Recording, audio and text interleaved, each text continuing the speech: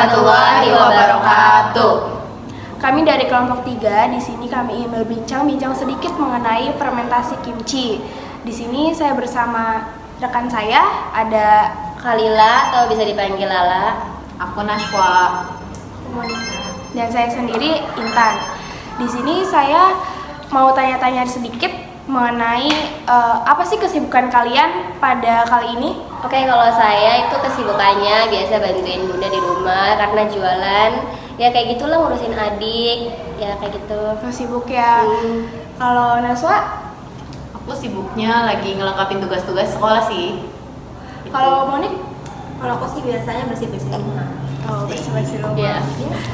Ya, bagus-bagus. Nah, kita langsung ke materi aja ya, biar mempersingkat waktu. Di sini aku mau nanya mengenai apa sih definisi dari kimchi itu sendiri? Oke, jadi gini ceritanya. Kimchi itu kayak acar, tapi versi Korea yang lebih wah dan unik. Bayangin mereka ngambil sayur-sayuran dan kayak sawi putih atau lobak. Terus direndam garam, dicuci bersih, baru deh dibumbuin dengan campuran udang krill, kecap ikan, bawang putih, jahe, dan bubuk cabai merah. Bumbu-bumbu itu bikin kimchi jadi pedas dan gurih. Dulu namanya cimche, yang artinya sayuran yang direndam. Karena prosesnya memang direndam dalam bumbu itu, jadi kimchi itu kayak acar fermentasi ala Korea dengan rasa pedas, gurih, dan sedikit asam yang khas banget. Oke, makasih penjelasannya buat Monik. Dan selanjutnya saya mau nanya, itu bahan-bahan pembuatan kimchi apa aja ya? Boleh dijawab? Bahan-bahan yang biasa dibuat oleh fermentasi kimchi yaitu ada sawi putih atau lobak, terus ditambahin berbagai macam bumbu kayak contohnya bubuk cabai atau gochugaru dan bawang bombay atau bawang putih. Oke, nah dari bahan-bahannya itu kita udah tahu ya apa aja yang harus diperluin ketika mau buat fermentasi kimchi. Nah selanjutnya saya mau nanya mengenai cara pembuatannya kayak gimana sih kimchi itu? Boleh dijawab? Oke, siap. Bikin kimchi itu gampang banget. Kayak bikin acar gitu, pertama siapin sawi putih. Pilih yang segar dan warnanya hijau cerah. Terus potong-potong sawinya sesuai selera sih, jangan terlalu tipis juga. Kemudian rendam sawi putih dalam air garam selama beberapa jam, biar dia jadi lebih empuk dan airnya berkurang. Setelah itu, tiriskan sawinya dan campurkan dengan bumbu-bumbu.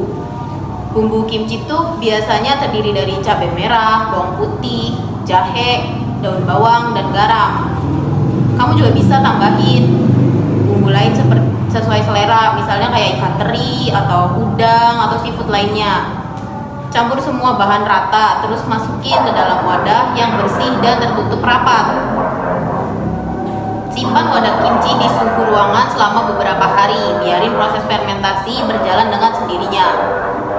Selama proses fermentasi, kamu bakal melihat kimchi berubah warna jadi lebih kuning dan mengeluarkan aroma yang khas. Pastiin kamu cicip kimchi secara berkala supaya kamu bisa ngehentiin fermentasinya pas rasa dan tingkat keasamannya udah pas di lidah kamu. Gampang kan? Iya, gampang banget. Oke, makasih penjelasannya. Dan di sini ada satu pertanyaan lagi yang paling penting, yaitu berapa lama sih kimchi difermentasi?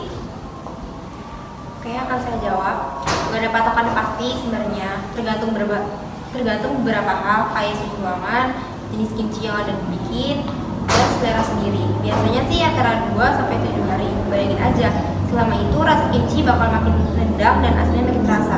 Kalau ruangan yang hangat, sekitar 20 sampai 25 derajat Celcius itu, fermentasinya bakal lebih cepat. Mungkin cuma 2 sampai 3 hari aja udah jadi. Kalau mau rasa yang agak ringan, ya udah hentikan aja fermentasinya setelah 2 sampai 3 hari.